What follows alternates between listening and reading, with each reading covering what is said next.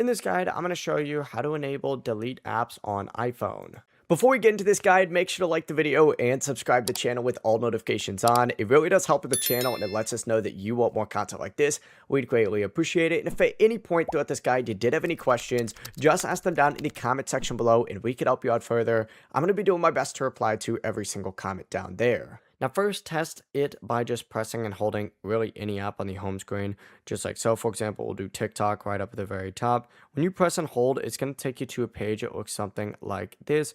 You could select the little minus icon and then select delete app, and that'll remove the app as well. But if the delete button is missing, blocked, all you got to do instead is just go ahead and open up settings. Instead, scroll down, find screen time on here, open up screen time, and that was location services. Whoop.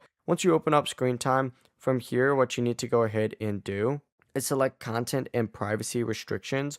Once you open up content and privacy restrictions, you can just go through and turn on that for the app itself. But you need to look specifically in the iTunes and App Store purchases and make sure deleting apps is set to allow instead of don't allow. And then you can go through and disable and delete apps.